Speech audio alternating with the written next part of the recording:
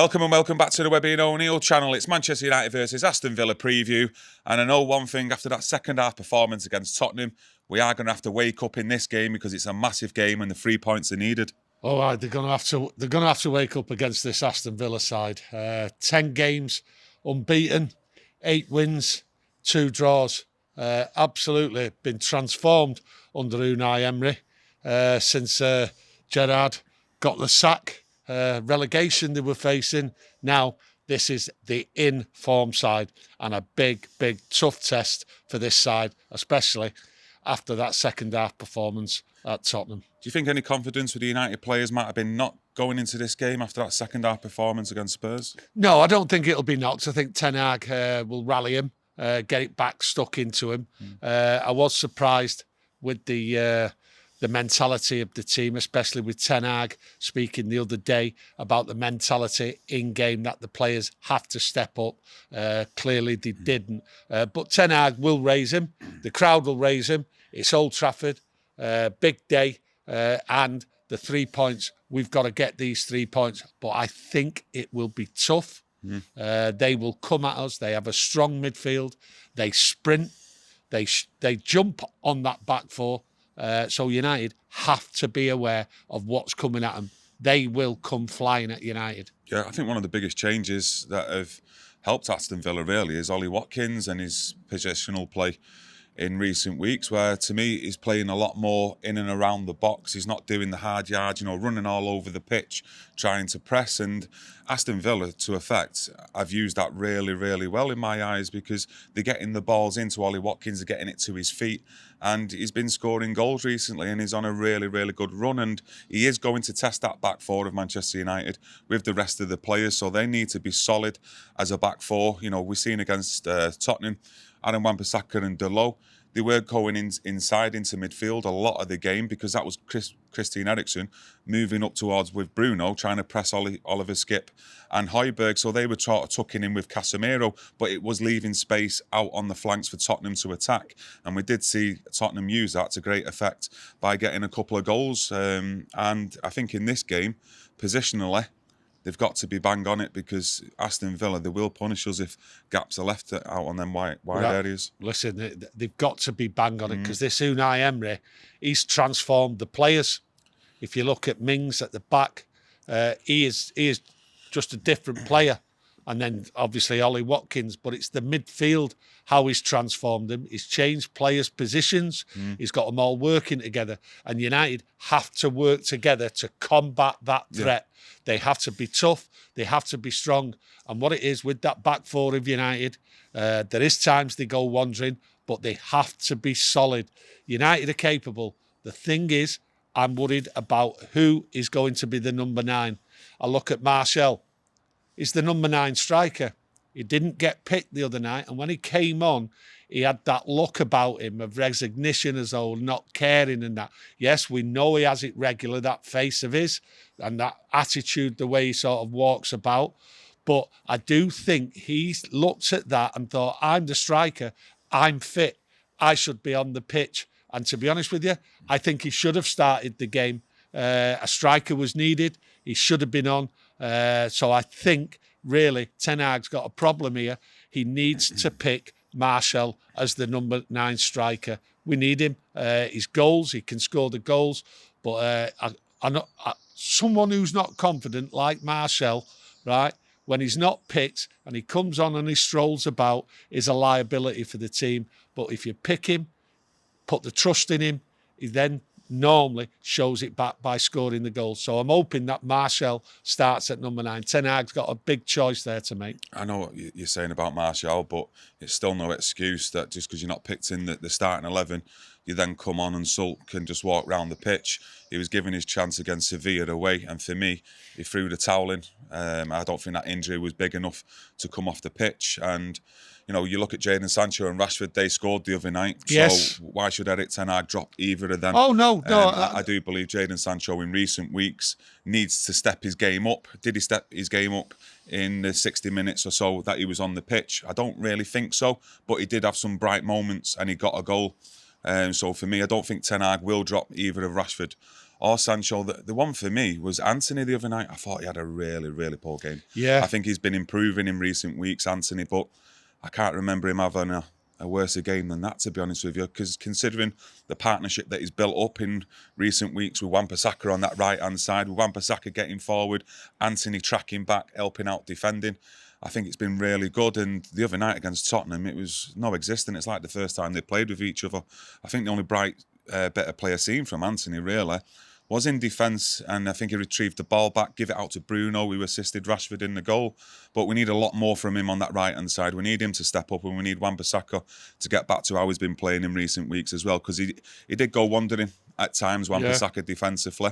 But at the end of the day, you can't really knock him because his recent performances have been really solid. So I'm hoping that's just a bit of a blip with them two, and they can get back on it against Aston Villa. Well, going on about Anthony, yeah, I've got to agree. Yeah, it was a poor performance by him, but the one ball he did put in was a beautiful ball, and Martial was on his heels. So that's Martial on his heels, not up for the fight, and a disappointing performance, really, by them all in the second half.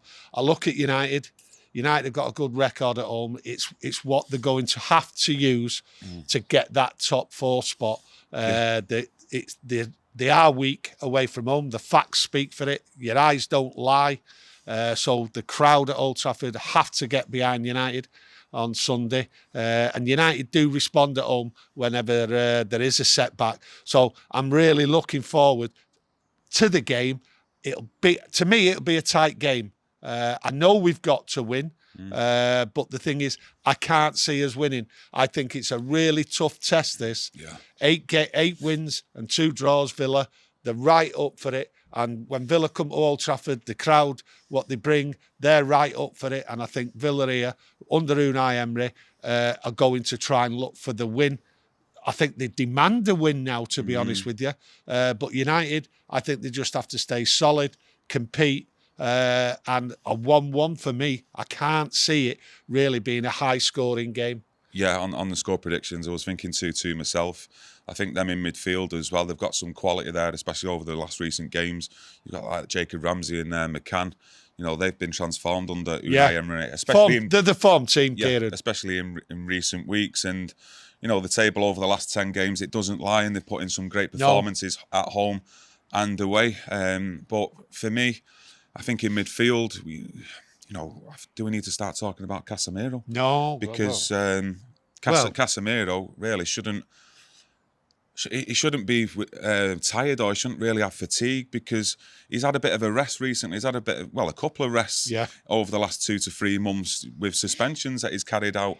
And since he's come back from that 4-game ban, I expected him to be on tip-top form, be fresh, go back into that side, inject the energy that we've seen for the majority of the first half of the season. And for me, he's just not done it. He looks a little bit leggy with Casemiro, even though he's a defensive holding midfielder.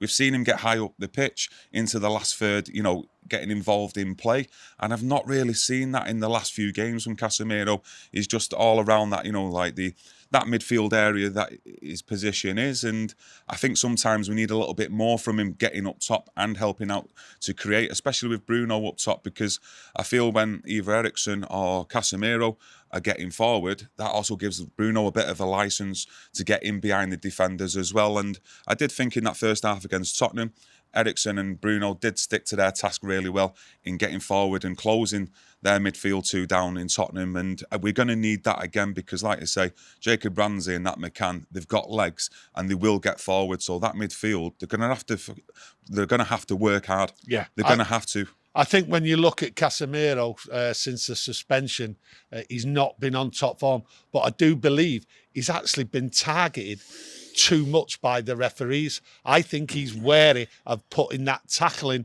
like he was. So I think the energy and all that has sort of been zapped from him, because it is a big worry. I've noticed a few times referees going at him. He's been booked and whatever, and he's wary. And I think he's lost that little bit of a touch going forward, and it's come out of his game, and it's affecting him. I think that suspension has affected him. And going into this Villa game, we will need tough tackles and that. Yeah. So he has to watch his step. I've looked at referees lately in Man United games, and there just seems to be, and it's not me moaning as a Man United fan, it just seems to be as though the referees are going a little bit over the top, booking United players and letting others get away with it. That's how it seems to me. So, you know, Villa, 6 points behind us. They've got 2 games in hand.